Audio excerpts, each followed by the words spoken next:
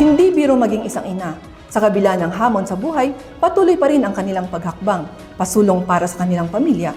Tunghayan ang kwento ng inspirasyon ng isang copper artist na ina sa Baguio City. Sa report ni PISLU intern Natalia Makadangdang.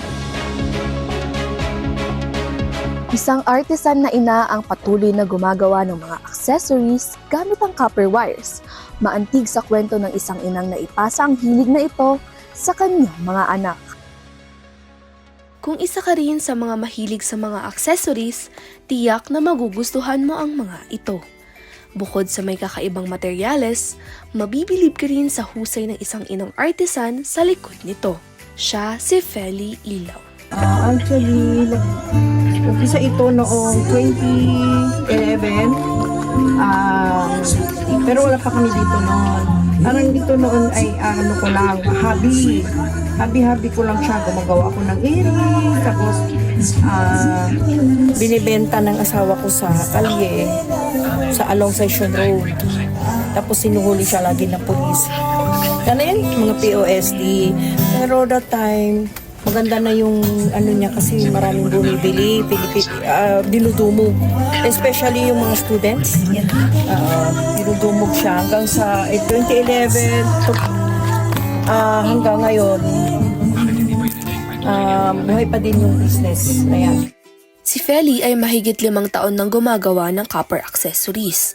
At masasabi rin namang hindi naging madali ang lahat. Ngunit sa sipag at tiyaga niya, ay hanggang ngayon tinatangkilik pa rin ang kanilang negosyo na nakakatulong sa kanilang pang-araw-araw na pamumuhay.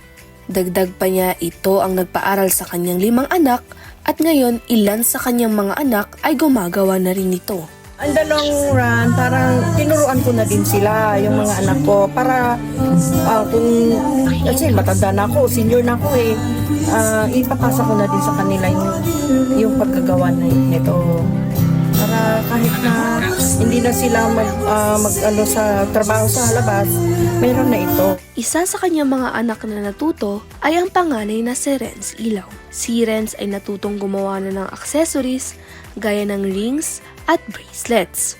Magaling din siya sa pag-sketch na naibebenta rin sa kanilang pwesto sa Eco Vibe. Matagal ako work sa office from 2010 hanggang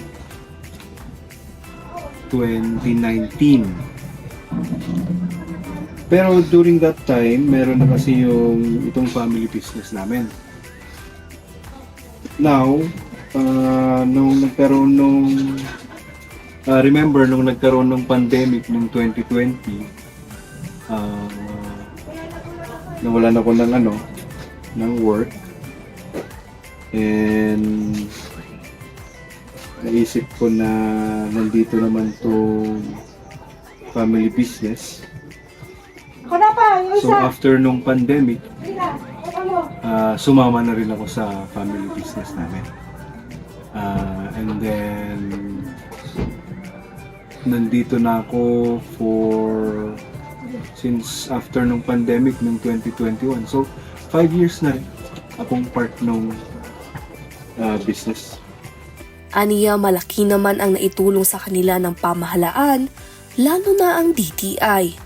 Nabigyan din ng pwesto sa Dominican Hill ang mga katulad niyang artisan.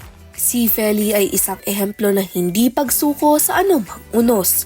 Isang ina na may magandang hangarin, hindi lang para sa sarili kundi pati na rin sa kanyang pamilya. Masasabi ko lang sa mga kababaihan, dapat don't give up. Kasi tayo talaga tayo yung ginagawang ng mga anak natin. Ginagawa tayo nilang role model. Since you are the mother, you are the role model, nakikita nila yung sipag mo, yung tiyaga mo, patience, lahat na nakikita ng mga anak sa mother. Nagre-reflect din sa kanila as habang sila lumalaki, nagre-reflect din yung pagiging mother mo sa kanila. Para sa mga gustong tumangkilik sa kanilang mga produkto, maaari silang bisitahin sa kanilang mga pwesto. Meron sa Eco Vibe Street Market located sa Camp Janhay at meron rin sa Pansigsyan Village sa Dominican Hill. At para naman sa mga katanungan, i-message lamang sila sa kanilang Facebook page na Charisma's Copper accessories. Mula sa Copperwires, hindi lamang talento niya ang kanyang naipamana, kundi pati na rin tapang at determinasyon sa likod ng bawat gawa. Ako si PIE SLU intern Natalia Makanangdang para sa PIE News Cordillera.